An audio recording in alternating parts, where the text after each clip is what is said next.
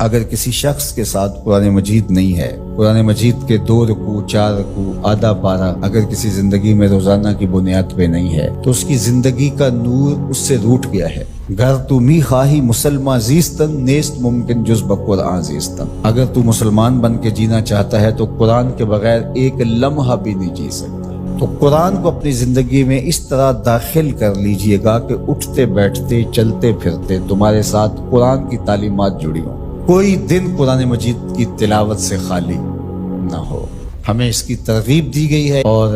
یہ خوش بختی کی علامت ہے کہ تمہارے ساتھ قرآن ہو۔ فرمایا گیا کہ وہ سینہ ایک قبرستان کی طرح ہے جس میں قرآن نہیں ہے۔ تو ایک تو قرآن مجید کی کچھ صورتوں کو باقاعدہ یاد کر کے اپنے سینوں میں نقش کرنا چاہیے، جس طرح سورۃ الملک ہے قرآن مجید کی دوسری صورتیں، اگر اس کے علاوہ بھی آخری پارہ جو ہے اگر سب یاد ہو جائے تو کم از کم آدھا پارہ آخری یاد کر لیں۔ سورہ الواقعہ ہے، سورہ یاسین قلب القرآن کہا گیا ہے، ایک مرتبہ سورہ یاسین پڑھنے سے 10 مرتبہ قرآن پڑھنے کا ثواب ملتا ہے، اور جو شخص اپنے دن کا آغاز سورہ یاسین سے کرتا ہے سارا دن وہ اللہ کی امان میں رہتا ہے۔ سورہ حشر کی آخری 3 آیات پڑھنے کی تلقین کی گئی ہے شام سویرے، جو شخص صبح کو پڑھ لیتا ہے سارا دن امان میں رہتا ہے، اور اگر وہ فوت ہو جائے تو زمرہ شہداء میں لکھا جائے گا، اور جو شام کو پڑھ لے ساری رات اللہ کی امان میں رہتا ہے، فرشتے دعائیں کرتے رہتے ہیں، اور اگر وہ فوت ہو جائے تو نام زمرہ شہداء میں لکھ دیا جاتا ہے۔ جمعہ کے دن سورہ کہف پڑھنے کی تلقین کی گئی ہے کہ ہر جمعۃ المبارک کو سورہ کہف کی تلاوت کرو، تو قرآن زندگی میں شامل کیا جائے۔ یہ بدبختی سے بچاتا ہے، قبر میں روشنی لاتا ہے، اجالے لاتا ہے، اور سورہ کہف پڑھنے والے کی قبر میں روشنی ہوں گی، یہ قبر میں روشنی لے کے جائے۔ علم نافع، نفع دینے والا علم، وہ علم جو ہمارے لیے منفعت بخش ہے، اور وہ ہمارے ہنر ہیں، جو بھی ہم ہنر سیکھتے ہیں تو اس سے ہمیں فوائد ملتے ہیں۔ یہ حساب کا علم ہے جس سے ہم حساب کتاب کرتے ہیں، یہ لینگویج ہے جس سے ہم اپنے معافی ضمیر کو دوسرے تک پہنچاتے ہیں اور دوسرے کی بات سمجھ پاتے ہیں۔ علم طب ہے، یہ علم نافع ہے، اور سب سے بڑا علم نافع علم دین ہے،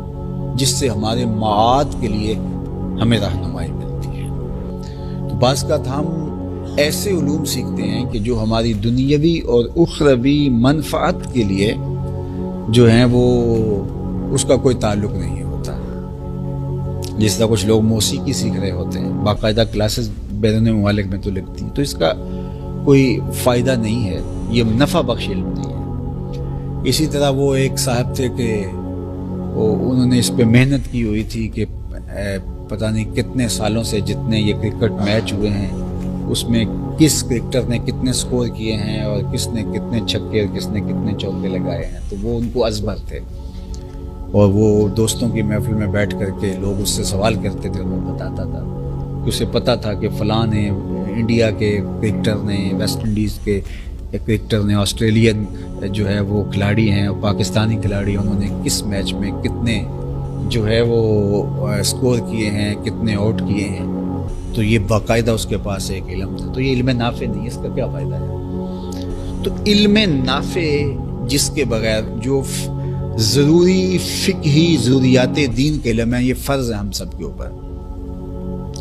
یعنی اگر کوئی کاروبار کرتا ہے تو کاروبار کے جو شرعی ضابطے ان کو سیکھنا فرض ہے۔ اگر کوئی نہیں سیکھتا غلطی کرتا ہے تو وہ کہے کہ مجھے پتہ نہیں تھا اس لیے غلطی ہو گئی، تو گنہگار ہوگا۔ جس طرح کسی بندے کو ٹریفک کے قوانین کا پتہ نہیں ہے اور وہ رانگ چلا جاتا ہے اور گاڑی کسی میں مار دیتا ہے، تو بعد میں وہ کہے کہ جناب مجھے اس ضابطے کا پتہ نہیں تھا، یہ ون وے ہے،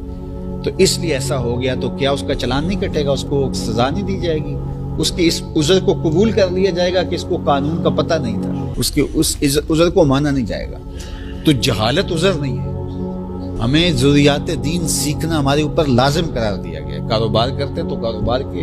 علوم، اسی طرح نماز ہے تو نماز کے علوم ہمیں سیکھنے چاہیے، اس کے فرائض کیا ہیں، واجبات کیا ہیں، مستحبات کیا ہیں، سجدہ سہو کہاں واجب ہوتا ہے کہاں نہیں واجب ہوتا ہے، نواقض وضو کیا ہیں، اسی طرح نواقض صلاۃ کیا ہے، نماز پڑھتے ہیں، اسی طرح زکوٰۃ کے احکام کے ضروری احکام، ظاہر تفصیلی احکام کے لیے تو ہر بندہ نہیں کر سکتا، وہ تو محلے میں ایک عالم دین ہے تو یہ تفصیلی علوم سیکھنا فرض علی الکفایہ ہے۔ اگر ایک بندہ سیکھ گیا پورے محلے میں جو تب سب کی رہنمائی کر سکتا ہے تو فرض پورا ہو گیا. یا محلے میں کوئی بندہ نہیں سیکھ پایا, آپ مسجد میں یا اپنی سوسائٹی میں کوئی ایک بندہ ایسا لے آتے ہیں جس سے آپ یہ رہنمائی لیتے ہیں, تو پھر بھی فرض علی الکفایہ پورا ہو گیا. لیکن جو ضروریات دین کا علم ہے, حلال و حرام کا علم ہے, کلمات کفریہ کیا ہیں, کیا بولیں گے تو کہیں کفر نہ ہو جائے, تو یہ ضروری چیزیں ہمارے اوپر سیکھنی جو ہے وہ واجب ہے. تو یہ علم نافع ہے. اس طرح ہنر ہے, آپ نے جو ہے وہ آپ اپنے ملک کے اندر رہتے ہیں تو ملک کے کچھ قوانین کو, آپ سڑک پہ نکلتے ہیں ڈرائیونگ کرتے ہیں تو آپ کو ٹریفک کے قوانین آنے چاہیے. اسی طرح جو ہے وہ باقی جو قوانین ہیں, ضوابط ہیں, جو علم نافع کے نفع بخش علم ہے, تو یہ حسنات دنیا سے ہیں. تو یہ دعا بھی مانگنی چاہیے اور اس کے لیے کوشش بھی کرنی چاہیے.